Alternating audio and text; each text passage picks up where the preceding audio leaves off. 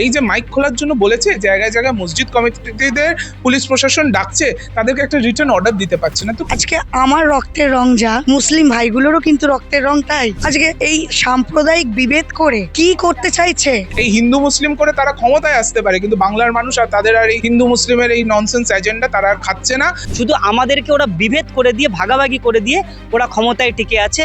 তারা কি এই করে না তো মুসলিম সমাজের আজান বন্ধ করতে পারবে, না তো হিন্দুদের সংকীর্তন বন্ধ করতে পারবে, না কিছুই পারবে না। বাঙালির সব থেকে বড় উৎসব হলো দুর্গা উৎসব বা দুর্গাপুজো।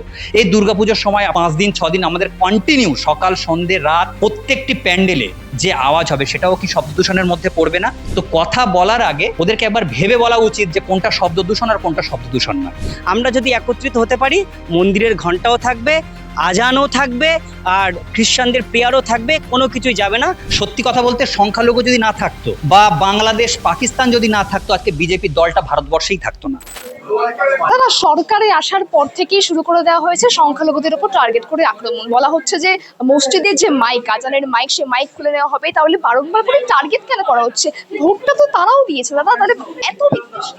দেখুন, এটা তো তাদের এজেন্ডা, এটা তো বিজেপির এজেন্ডা, সেই জন্যই তারা এই জিনিসটা করছে। তারা জানে তারা যা যা প্রতিশ্রুতি করে এই বাংলায় মসনদে এসেছে, তারা একটাও তারা ফুলফিল করতে পারছে না। তারা প্রত্যেকটা জায়গায় ব্যর্থ, এবং নিজেদের ব্যর্থতা ঢাকার জন্য তারা এই ধরনের কিছু করছে। এগুলো করে কিছু লাভ হবে না। এই তো কোর্টে যাবে, কোর্ট আবার বলবে যে হ্যাঁ আবার মাইক্রোফোনগুলো লাগিয়ে দিন, এটাই তো হবে। তারা জায়গায় জায়গায় একটা রিটার্ন অর্ডার দিতে পারছে না। এই যে মাইক খোলার জন্য বলেছে, জায়গায় জায়গায় মসজিদ কমিটিদের পুলিশ প্রশাসন ডাকছে, তাদেরকে একটা রিটার্ন অর্ডার দিতে পারছে না। তো কি বোঝা যায়? এটা শুধুমাত্র ভয় ভীতি করে এরকম একটা আপনাদেরকে নিউজ খাওয়াবে, তারপরে বিরোধীরা কিছু মন্তব্য করবে, এই নিয়েই চলবে তারা ভাবছে। এই হিন্দু মুসলিম করে তারা ক্ষমতায় আসতে পারে, কিন্তু বাংলার মানুষ আর তাদের আর এই হিন্দু মুসলিমের এই ননসেন্স এজেন্ডা তারা আর খাচ্ছে না।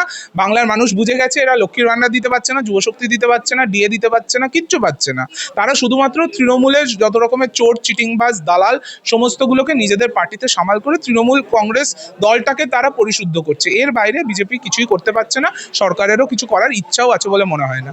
হচ্ছে শব্দ দূষণের জন্য এই ধরনের তারা কাজ করছে। তাহলে মন্দিরে যে মাইক বাজে বা পুজোর সময় যে ডিজে বাজে, সেক্ষেত্রে তো না, তারা বলছে মন্দিরেরও নাকি মাইক খুলছে, এইগুলো তাদের করতে হবে। দেখুন, মানে যা আইনে রয়েছে, যে যা ডেসিবেল বেঁধে দেওয়া আছে, সেই ডেসিবেলের মধ্যে আমি যদি আমার মাইক্রোফোন, আমার লাউডস্পিকার আমি যদি চালাই, তো তাহলে কার কি বলার আছে? তারা এই জিনিসটা করছে, এটা তো কোর্টে গেলে এটা তো 1 সেকেন্ডে তাদের তো কেসটা হেরে যাবে। তখন আবার বলবে আবার বসে বসে লাউডস্পিকার লাগাও, এইটাই হবে।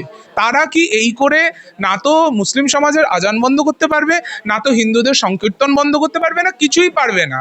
এগুলো করে কিছু হবে না। এগুলো জাস্ট এক একটা চটক, এগুলো দিয়ে মানুষকে খাইয়ে রাখছে, মানুষকে ব্যস্ত রাখার চেষ্টা করছে। এই করে নিজেদের দুর্বলতা, নিজেদের বিফলতা তারা ঢাকার চেষ্টা করছে। এটার কোনো উপায় নেই। তারা এতদিন অনেক চেষ্টা করে থাকতে পারেন, এরপরে আর এই জিনিস হবে না। দেখুন, আমার পুরো নাম সমরজিৎ কৃষ্ণ ব্যানার্জি। তো নাম শুনে নিশ্চয়ই আপনি বুঝতে পারছেন আমি একজন হিন্দু এবং একটা ব্রাহ্মণ ঘরের ছেলে। কিন্তু আমি আপনাকে বলছি, আমার বাড়িটা যে জায়গায়, সেই জায়গার কিছু দূরে একটা মসজিদ আছে যেখানে আজান হয় ভোরবেলা। আর আমি খুব ছোটোবেলা থেকেই ওই আজান শুনে আমার ঘুম ভাঙার অভ্যাস। ভোর 4টে 10-15 নাগাদ আপনারা জানেন একটা আজান হয়, সেই প্রথম আজানে সকালের ঘুম ভাঙে। এবং তার পরবর্তীতে দীর্ঘকালীন আমার বাবা যতদিন বেঁচে থাকতেন, ওই তার কিছু পরে কিন্তু আমার বাবা বাড়িতে পুজো করতেন, অর্থাৎ ঘন্টার আওয়াজ শুনতে পেতাম।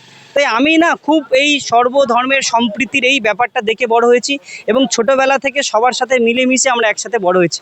আমাদের মধ্যে এই ধর্মীয় ভেদাভেদের যে মনোভাবনা, সেটা আমাদের মধ্যে নেই। কিন্তু ইদানিং বাংলা তথা দেশের সামাজিক ব্যবস্থায় যে একটা ধর্মীয় টানাপোড়েন আনার চেষ্টা চলছে, আমি মনে করি এটা আগামী দিনের আমাদের উন্নয়নের ক্ষেত্রে বা উন্নতির ক্ষেত্রে এটা পরিপন্থী। এটাকে এড়িয়েই আমাদের লড়াইটা লড়তে হবে, এগিয়ে যেতে হবে। উন্নতি কখনো একটা সম্প্রদায়কে কেন্দ্র করে হয় না। একটা সমাজের মধ্যে বসবাসকারী প্রত্যেকটা মানুষের সমান উন্নয়নের মধ্যে দিয়ে উন্নতির দিকে এগিয়ে যেতে হয়। তা আমি যে সমাজে বাস করছি, সেখানে যদি হিন্দু থাকে, সেখানে যদি মুসলিম থাকে, সেখানে যদি খ্রিস্টান থাকে, সেখানে যদি জৈন থাকে, সবাইকে নিয়ে উন্নয়ন করে আমাকে এগিয়ে যেতে হবে। আজকের দিনে আমরা দেখতে পাচ্ছি আজান নিয়ে সমস্যা। কি সমস্যা হতে পারে?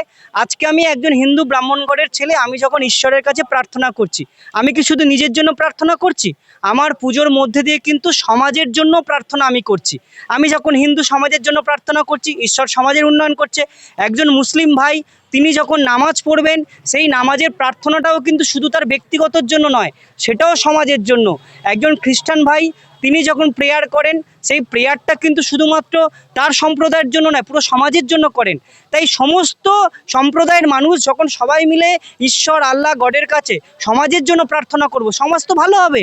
আজকে আজান যত বেশি হবে তত আমাদের ভালো হবে, যে আজান হোক, তারা তো সমাজের উন্নয়ন চাইবে, এলাকার উন্নয়ন চাইবে, সেই উন্নয়নে আমরাও সামিল হব।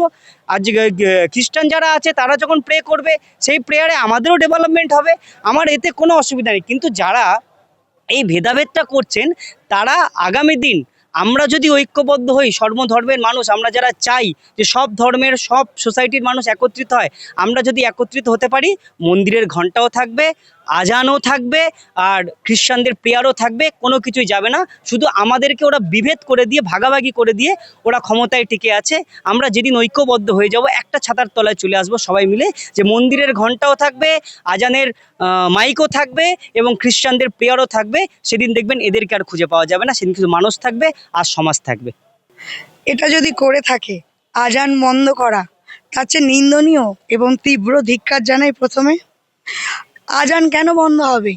আজকে আমার রক্তের রং যা, মুসলিম ভাইগুলোরও কিন্তু রক্তের রং তাই, খ্রিস্টান ভাইটারও রক্তের রং তাই।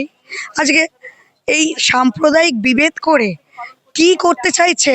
আজকে বাংলার বুকে আমরা মেয়েরা কিন্তু সেফ নেই। আমি একজন আইনজীবী, দীর্ঘদিন ছাত্র পরিষদে, দীর্ঘদিন তৃণমূল ছাত্র পরিষদের জেনারেল সেক্রেটারি। আজকে আমাকে অ্যাক্সিডেন্ট করানো হয়েছিল তারাতলার বুকে, জিঞ্জিরা বাজাতা, এফআইআর নেয়নি পুলিশ। আগের দিন লিখিয়ে নিল, পরের দিন শুভেন্দু অধিকারী বারণ করলো। শুভেন্দু অধিকারী আমাকে দলে থাকতে অনেক প্রস্তাব দিয়েছিল, সেগুলো আমি লিক আউট করেছি, আপনারা হয়তো মিডিয়ার মাধ্যমে দেখেছেন।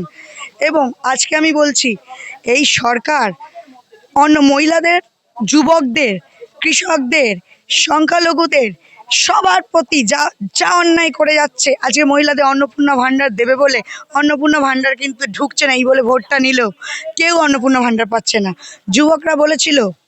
যুবকদের বলেছিল ভোটে আসার জিতে আসার আগে, যতদিন না চাকরি পাচ্ছে 5,000 টাকা করে আমরা অ্যাকাউন্টে ঢোকাবো।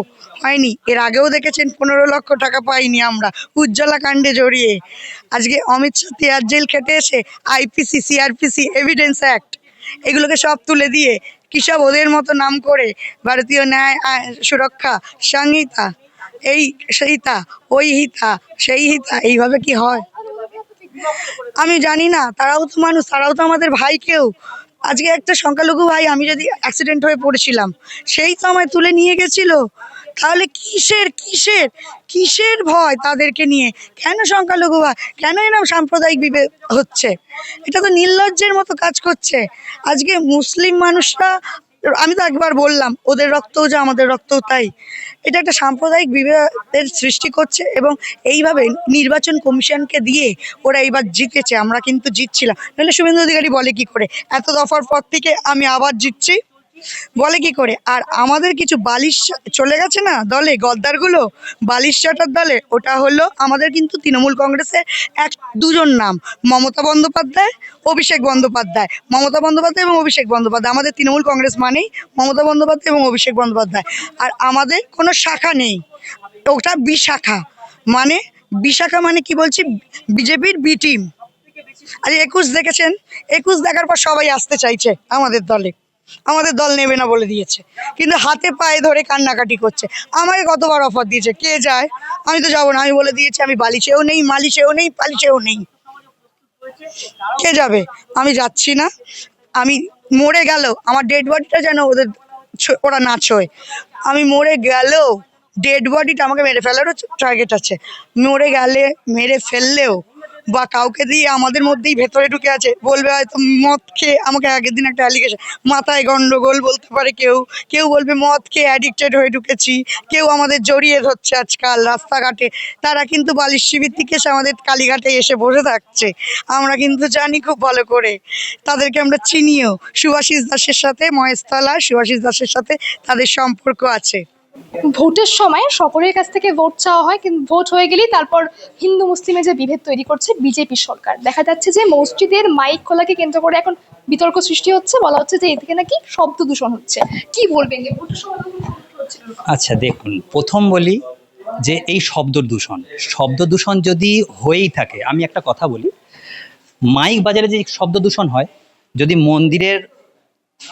মন্দিরে যখন কোনো কিছু হয় সেটাও শব্দ দূষণ হয়, মসজিদে যখন আজান হয় সেটাও শব্দ দূষণ হয়। কিন্তু যখন এই যারা এটা ঠিক করেছে যে শব্দ দূষণ, আওয়াজ মানে শব্দ দূষণ, তাহলে এই নেতাদের একটা কথা বলি, এরা যে মিটিং করছে, মিছিল করছে, বা ধরো অনেক জায়গায় অনেক রকম মাইক লাগিয়ে সুন্দর সুন্দর তারা গান বাজাচ্ছে, যেটা আপনারাও দেখছেন কি গান বাজছে, হ্যাঁ সেই সব গান, এটা কি শব্দ দূষণ নয়?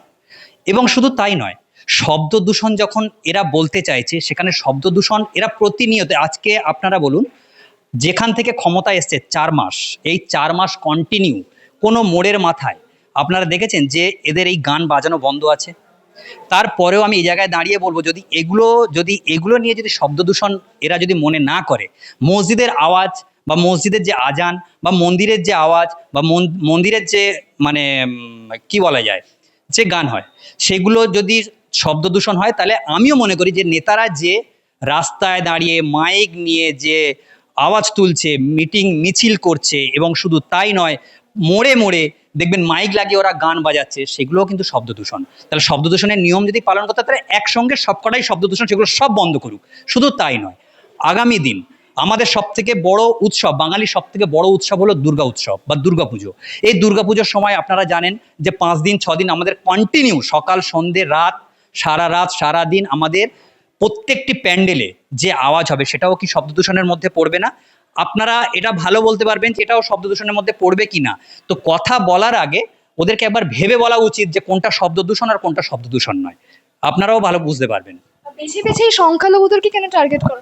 দেখুন, আজকে সত্যি কথা বলতে সংখ্যালঘু যদি না থাকতো বা বাংলাদেশ পাকিস্তান যদি না থাকতো, আজকে বিজেপি দলটা ভারতবর্ষেই থাকতো না। এরা সংখ্যালঘুকে টার্গেট করে।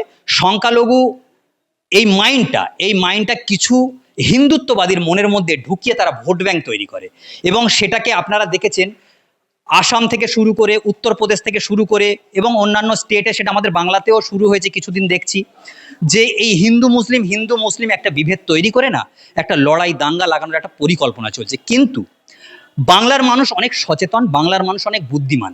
এরা কিন্তু সেই হিন্দু মুসলিম, আপনি হয়তো দেখেছেন যে তারকেশ্বরে যে পুজো, মানে তারকেশ্বরে যে আমাদের বাবার মাথায় যে জল ঢালতে যায়, সেখানেও দেখবেন অনেক মুসলিম ছেলেরা তারা কি করছে, তারা শরবত বা জল আগিয়ে দিচ্ছে।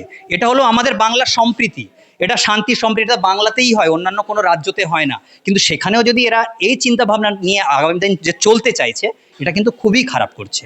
এবং আগামী দিন মানুষের জবাব দিয়ে দেবে যে এই 4 মাসে আপনারা দেখেছেন যে মানুষের মধ্যে যে ক্ষোভ তৈরি হয়েছে, সেই 4 মাসে আপনারাও বুঝতে পারছেন যে বাংলার মানুষ কি বলতে চাইছে এই 4 মাসে এই বিজেপি সরকারের থেকে, বা বিজেপি সরকার কি করতে চাইছে বাংলার মানুষ সেটা বুঝে গেছে। এই বাংলার মানুষ তার জবাব খুব তাড়াতাড়ি সীমিত সময় আপনারা দেখবেন, আপনাদের জবাব পেয়ে যাবেন।